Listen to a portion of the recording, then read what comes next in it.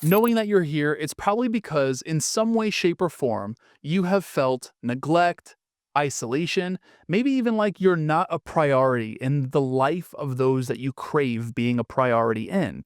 For example, right, you're that low man on the totem pole. Maybe that's how you viewed it, or maybe even the low woman on the totem pole. Those pain points hurt without a doubt. I know from experience, hence why we're here and recording this video, right? But we are not the only ones who have or will feel that way. And that's exactly why this type of content's important. I'm Matt. Welcome to the Decoding Success podcast. This is a show where we help people feel seen, allow themselves to feel seen. They help themselves feel seen, to feel understood, and so much more. So, in regards to being that low man or that low woman on the totem pole, I didn't know that this is how I felt for years upon years of pursuing life and just going through my life journey, my human experience. And it really started to dawn on me as I started to pursue inner work and self discovery and getting clear on what my past experiences had meant. For example, for years upon years, there was a version of me that was constantly acting out. Now, I don't even mean just like in school, but even in real world. Like I would act out and do things in a reckless manner.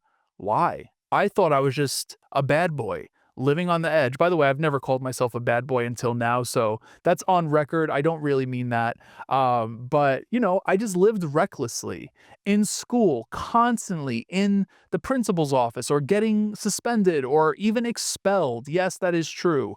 Failing out of college. Like, was I doing this because I'm bad academically? No, I graduated college with Dean's List honors, right? Was I doing this because I have some form of learning disability? Never been diagnosed with one. So, what was the underlying reason for it? Well, maybe it's because the neglect that was felt at that time, which I didn't know was being felt, this was my route, the only route I knew to actually get what I wanted, to feel like a priority, especially as a child. When you are being bad, quote unquote, it requires your parent to give you some form of attention. So, all of the times that you feel like you're not a priority, well, even if for just a minute, for a glimpse of time, this gives you a little bit higher of a view on that totem pole, it kind of scratches the itch that you have. Now, of course, I did not know this growing up by any means, so I'm relaying this to you from a much more evolved version of self. But those feelings and being low man on the totem pole absolutely suck. And just because you are maybe doing what I did and acting out to receive what you wanted in that regard, or maybe you're taking a different route, as adults, we have to make sure that we are learning to heal the past of it and how do we move forward and navigate the future of it. So, a couple of things. Some things that I realized, of course, throughout those stories of acting out, there were people that I wanted to show up to my sporting events that didn't show up.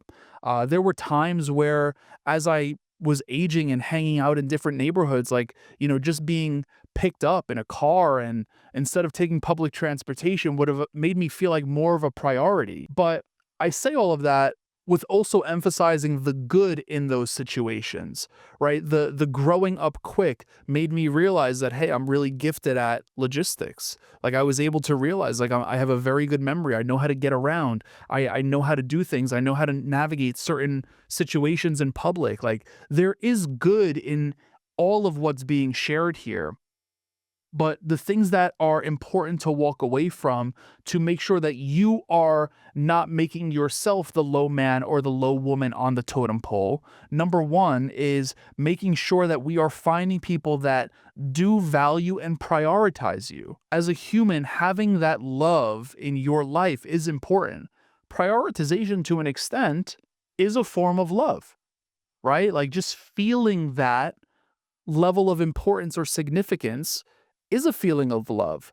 So the blood family, maybe in your particular scenario, if you resonate with that, maybe the blood family isn't the one or the ones that are valuing or prioritizing you. But it is important to surround ourselves with the people that would do that for us. and not do it for us as if like, hey, we really need this, do this for me. But it's like, it just happens naturally. And by the graces of God, by the graces of a divine plan, as my evolution continued to progress, I got surrounded by people that I knew were sent by God. I knew were meant to be in my life, and they became my chosen family, right? And they put me on a much higher level on that totem pole, not because I've asked them to, not because I've told them to, not because I've paid them to, but because they just do naturally.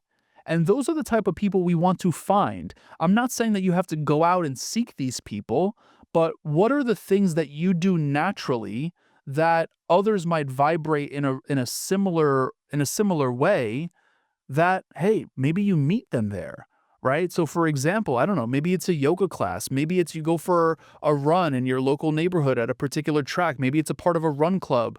Maybe it's a part of a quilt society. I don't know, whatever it may be for you. But like, those are the areas you'll probably find these people. For me, going years back, and this is probably a toxic example to an extent, but when I was in my later years of high school, I had a surgery on my shoulder, which really derailed my career of playing sports at the next level. A lot of scholarships were passed on because of that, and I transitioned from being an athlete to being a partier. But the thing is, my partying led to me being paid because I became one of the people that were throwing the parties, and the people that I were throwing the parties with really became my chosen family. Not because we made a shit ton of money together, which we did, but beyond that, it was like we really saw eye to eye on so many different things. Now, some of us may have closer relationships with one another than others, and that's cool too. But others, like, hey, we're like super, super tight. And I think those people were divinely placed in our life. It's important for us to find those people. The second behavior that I would inspire here is to ensure that we are prioritizing ourselves. So, in regards to having others prioritize us, sometimes we have to, and oftentimes, not just sometimes, oftentimes, we have to be the one that leads by example. The way you prioritize yourself sets a standard and shows the people that are around you how you want to be prioritized. I'm not saying to go into this with the intention of all of a sudden, saying, hey, this is how I prioritize myself. Now you have to prioritize me this way as well.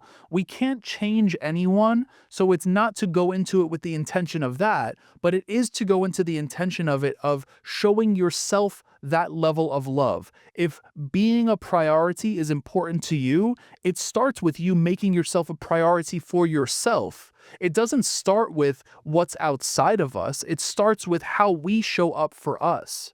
So if making yourself a priority includes going to the gym, doing yoga, meditating, going to the sauna, starting a podcast, saving money, getting a dog, taking your dog for a walk, like whatever it may be for you, how do you step up to prioritize yourself? And in other words, potentially open the door to influence how others may prioritize you as well. The last behavior I'm going to leave you with here is kind of what I just touched on. Sometimes we need to teach people how to prioritize us, right? And if you have the ability to step into those hard conversations, if this is the route you choose, not everyone's going to do this. Some people are able to walk away from an episode like this and be like, you know what? You're right. I'm just going to prioritize myself. Let me be the one that steps up to the plate and does that. Or, let me surround myself with people, the chosen family, those that do value and prioritize me. And I don't feel like I'm the low man on the totem pole or the low woman on the totem pole for them. But in some scenarios, it might be worth having a conversation with those that don't prioritize you. Not every situation warrants this, and not every individual resonates with this. But in some way, or in some scenarios, I should say, having that really hard conversation to share with someone and say, hey, I don't think you prioritize me in your life the way that I deserve to be prioritized. And sometimes this happens in romantic relationships. Sometimes it happens in family relationships. Sometimes it happens in friendships, right? I mean, my dog definitely tells me often that I don't prioritize him on a work day. And he tells me that by freaking taking that ball and pushing it up against my leg. And it's like, let's go play fetch, right? So like I constantly have those conversations with him specifically, but beyond that, and by the way, he's also really needy, so that's a whole other story. But beyond that, it's like in some situations, if you have the courage, if you have the strength, if you have all of the characteristics it takes to approach that person, and if you believe it warrants an attempt to do so, go for it. Have that conversation. But just know that it might not result in any change. So, as you walk away from this episode here, I just want to reiterate that finding people that value and prioritize you naturally is important. What's more important is making sure that you are prioritizing yourself. Set the standard, but have the intention of prioritizing yourself because that's what you deserve. And you have the power to give it back to yourself, as opposed to seeking it from the outside world. The outside world is only meant to be an enhancement of what's on the inside. And then lastly, is in some scenarios, make sure that you're teaching the people that might not be prioritizing you the way that you deserve. On that note, everyone, just want to say thank you again. This is Matt Labrie here with the Decoding Success podcast. Knowing that you made it this far in the episode, I'm going to ask you to smash that subscribe button and click share and send it to an individual that you know needs it. Until next time, everyone, be blessed. Peace.